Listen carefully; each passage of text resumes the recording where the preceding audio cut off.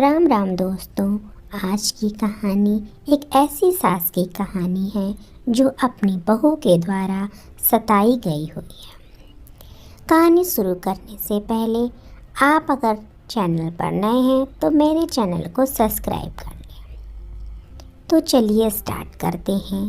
ये कहानी एक 55 वर्षीय शीला की कहानी है जिसका पति 10 साल पहले गुजर चुका है। उसका एक बेटा, एक बहू और एक पोता है। बेटा कामकाज के सिलसिले में शहर से बाहर रहता है और पोता पढ़ने के लिए बाहर गया हुआ है। वो और उसकी बहू ही घर पर रहते हैं। बहू एक नंबर की कामचोर है, आलसी है, कोई काम नहीं करती है, दिन भर बिस्तर पर पड़ी रहती है और खाती रहती है। बेचारी सास ही घर का सारा काम करती है, फिर भी कोई शिकायत नहीं करती है क्योंकि वही उसका सहारा है। उसके आगे पीछे तो कोई है ही नहीं। कभी कभी तो उसकी बहू हद ही कर देती है। एक दिन की बात है, वो ज़ोर ज़ोर से चिल्ला रही होती है, क्या हुआ माँ जी, आज सुबह से आपने खाना भी नहीं बनाया है? हैं, ये क्या सब चल रहा है? मुझे तो बहुत ज़ोर से भूख लग रही है, कब तक बनेगा खाना? अरे बहू, आज मेरी तबीयत कुछ ढीली है, इसीलिए लेट हो गई हूँ। हाँ वो तो सब ठीक है, पर खाना बनाओ, मुझे भूख लग रही है। बहू आज तू ही खाना बना ले। क्या बोल रही हो माँ जी, मुझे तो काम करना बिल्कुल अच्छा नहीं लगता है, आप ही बनाओ। आप क्या करोगी पूरे दिन? जाओ जाओ, ठीक हो जाओगी, जल्दी से खाना बनाओ मेरे लिए। बेचारी सास उठती है और हिम्मत करके खाना बनाने लगती है। जैसे तैसे वो सारा खाना निपटाती है, फिर बहू को खाना देती है।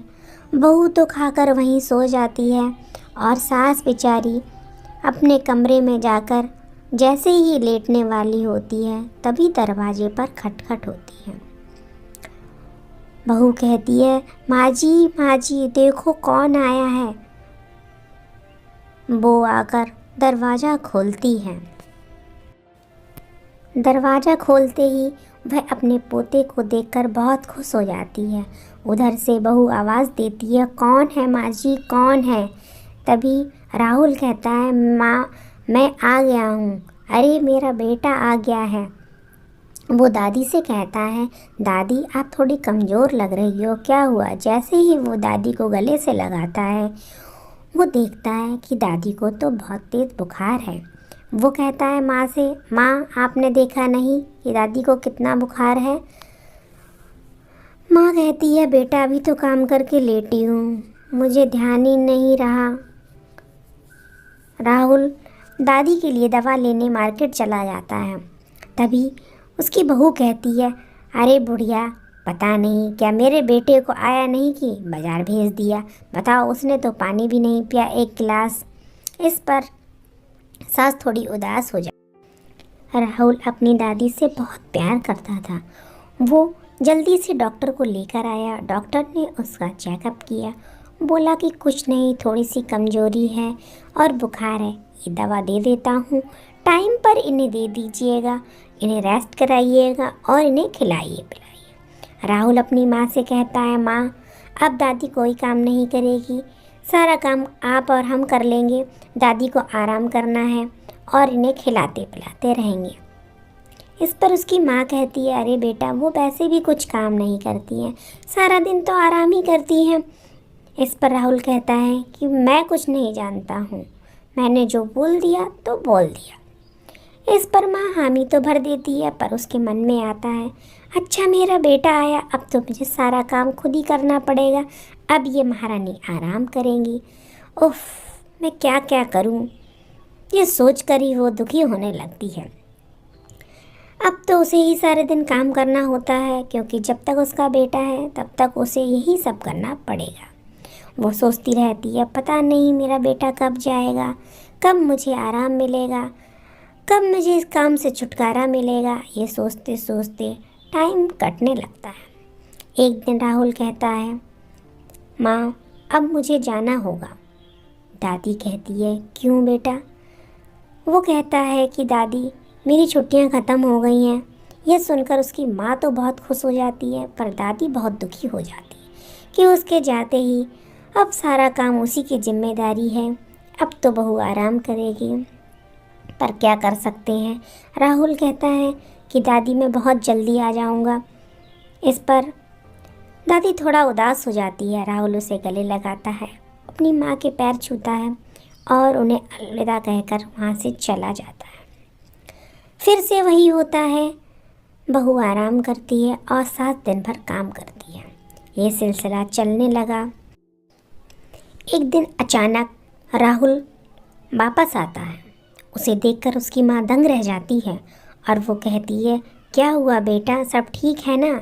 राहुल कहता है, हाँ हाँ, मुझे दादी की याद आ रही थी तो मैंने सोचा दादी से मिल लूँ आकर। इस पर उसकी माँ थोड़ा हड़बड़ा जाती है। वो आवाज़ लगाता है, दादी दादी दादी कहाँ हो? तब उसकी माँ कहती है, दादी तो तीर्थ यात्रा करने गई है। कब, किसके साथ और कब तक आएंगी? उसने कहा अभी 2 दिन पहले ही गई हैं। कुछ उनके साथी थे, उनके साथ गई हुई हैं, जल्दी ही आ जाएंगी। इस पर राहुल कहता है कि चलो कोई बात नहीं, अब की बार आऊँगा तो उनसे मिल लूँगा। ये कहकर राहुल वापस चला। 1 महीने के बाद राहुल फिर जब घर आता है तो अपनी माँ से पूछता है कि दादी कहाँ है, वो अभी तक क्यों नहीं आई। इस पर माँ कुछ अजीब सा जवाब देती है, मुझे क्या पता क्यों नहीं वापस आई है। राहुल गुस्से से घर के बाहर चला जाता है। बाहर जाकर उसे पता चलता है कि उसकी माँ ने उसकी दादी को घर से निकाल दिया है। इस पर राहुल को बहुत गुस्सा आता है और वो घर वापस आकर अपनी माँ से कहता है कि क्या किया है आपने दादी के साथ में। इस पर उसकी माँ हड़बड़ा जाती है और कहती है, क्या किया? मैंने तो कुछ भी नहीं किया है। कुछ तो किया है, मुझे सब पता है। सब लोग आपस में बात कर रहे हैं कि आपने दादी को घर से निकाल दिया है। इस पर उसकी माँ कहती है, सब मुझसे जलते हैं और इसीलिए फालतू की बात कर रहे हैं। राहुल कहता है, माँ सच सच बताओ, आप ही ने कुछ किया है ना? बताओ क्या किया आपने? इस पर राहुल कहता है, माँ आप ही ने कुछ किया है। हाँ हाँ, मैं ही कुछ करती हूँ, वो तो कुछ बोलती ही नहीं थी। मैं तो ज़रा सा भी कुछ बोल देती हूँ, तुम सबको गलत लगता है। वो अपनी मर्जी से चली गई, मैंने कुछ नहीं कहा है। राहुल कहता है, माँ ऐसा हो ही नहीं सकता, दादी ठीक से चल भी नहीं पाती हैं, वो कितनी कमज़ोर हैं और उनका कोई दूसरा ठिकाना भी नहीं है। वो कहाँ गई होंगी, बताओ वो कहाँ गई होंगी? इस पर उसकी माँ कुछ नहीं बोलती है और चुपचाप अपना काम करने लगती है। राहुल गुस्से में बाहर चला जाता है और कहता है वो कभी वापस नहीं आएगा। जहाँ उसकी दादी नहीं, वहाँ वो भी नहीं रहेगा। कुछ दिनों के बाद दरवाजे पर खटखट की आवाज़ होती है। मीना दरवाज़ा खोलती है। राहुल को देखकर वो बहुत खुश होती है और उसे गले से लगा लेती है, परंतु राहुल कुछ बोलता नहीं है। और उसके साथ एक लड़की होती है जिससे राहुल कहता है, प्रीति ये तुम्हारी सास है और आज से तुम्हें इसी घर में रहना है। प्रीति मीना के पैर छूती है और घर के अंदर प्रवेश करती है। मीना उसे देखकर बहुत खुश थी और राहुल उससे बात नहीं कर रहा था, इस बात से वो दुखी थी। कुछ दिनों तक सब कुछ अच्छा चल रहा था, परंतु धीरे धीरे प्रीति के व्यवहार में बदलाव आने लगा। वह घर का कोई काम नहीं करती, दिन भर पड़ी रहती और खाती पीती फिर सो जाती और मीना को ताने भी देती, बात बात पर उसको बातें सुनाती और राहुल भी कुछ नहीं बोलता था। एक दिन मीना ने राहुल से उसकी शिकायत की। कहा, बेटा बहू तो कुछ काम नहीं करती है, पूरे दिन घर में पड़ी रहती है और अब इस उम्र में मैं क्या काम करूँगी। इस पर राहुल कहता है, तो थोड़ा सा काम कर लेंगी तो मर थोड़ी ना जाएंगी, और इतनी भी आपकी उम्र नहीं हुई है कि कुछ काम ना कर सकें। जब खाएंगी तो काम भी करना पड़ेगा। यह सुनकर मीना के पैरों के नीचे से ज़मीन खिसक जाती है।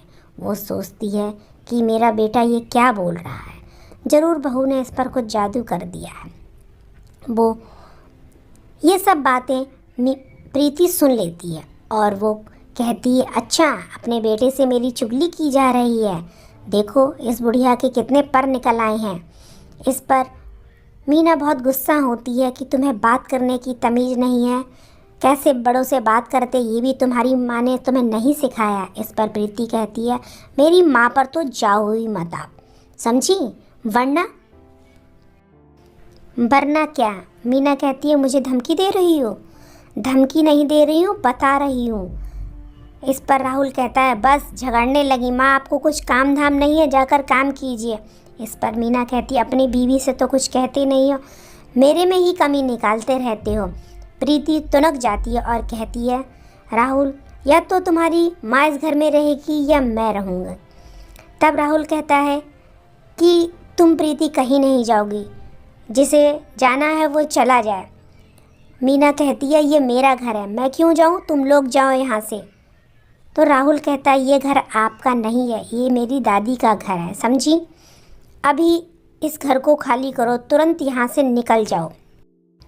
और अपनी माँ का हाथ पकड़कर बाहर की तरफ ले जाता है। मीना चिल्लाती रहती है, मुझे छोड़ दो, मैं कहीं नहीं जाऊँगी, ये मेरा घर है। राहुल उसकी एक नहीं सुनता है और उसे घर के बाहर ले जाकर छोड़ देता है। पर एक बूढ़ी औरत आती है और राहुल को एक थप्पड़ मारती है। मीना देखती है, अरे ये तो माँ जी है, और वो कहती है, माँ जी मुझे माफ़ कर दो। इस पर उसकी दादी कहती है, राहुल बेटा तुम क्या कर रहे हो, जो तुम्हारी माँ ने गलती की वही तुम कर रहे हो, ऐसा नहीं करना चाहिए तुम्हें, वो मेरी बहू है, वो कुछ भी कर सकती है, तुम्हारी इतनी हिम्मत कि तुम अपनी माँ के संग ऐसा व्यवहार। इस पर राहुल कहता है, देखो माँ, आपने दादी के साथ कितना बुरा किया, फिर भी दादी आपका पक्ष ले रही है और मुझे थप्पड़ भी मारा उन्होंने। इस पर मीना कहती है, मुझसे गलती हो गई, और वो अपनी सासू माँ से माफ़ी मांगती है, कहती है, माँ मुझसे गलती हो गई, मुझे माफ़ कर दीजिए, मैंने आपके साथ कितना गलत व्यवहार किया है। तब राहुल कहता है कि माँ ये सब तो हम जानबूझकर कर रहे थे, जिससे आपको अपनी गलती का पछतावा हो। जब आपने दादी को घर से बाहर निकाल दिया था तो वो सड़कों पर भीख मांग रही थी, अगर वो मुझे नहीं मिलती उस दिन तो पता नहीं उनके साथ क्या हो। ये तो भगवान की कृपा है जो मैं उस दिन गुस्से से घर से निकल गया और दादी मुझे मिल गई। तब मीना कहने लगी, मुझे माफ़ कर दो, मैं इससे गलती हो गई, आज के बाद मैं कभी आपका अपमान नहीं करूँगी, ये घर आपका है, आप जैसा चाहोगी वैसा होगा। शीला उसे माफ़ कर देती है और कहती है, बहू गलतियाँ तो अपनों से ही होती हैं, और उसे सीने से लगा लेती है। सब मिलकर साथ में रहने लगते हैं और यहीं पर हमारी कहानी ख़त्म होती है। दोस्तों, इस कहानी से हमें ये शिक्षा मिलती है कि जैसा व्यवहार हम खुद के लिए चाहते हैं वैसा ही हमें दूसरों के साथ करना चाहिए। अपना कीमती समय देने के लिए आपका बहुत बहुत धन्यवाद। जल्दी ही मिलते एक नई कहानी के साथ।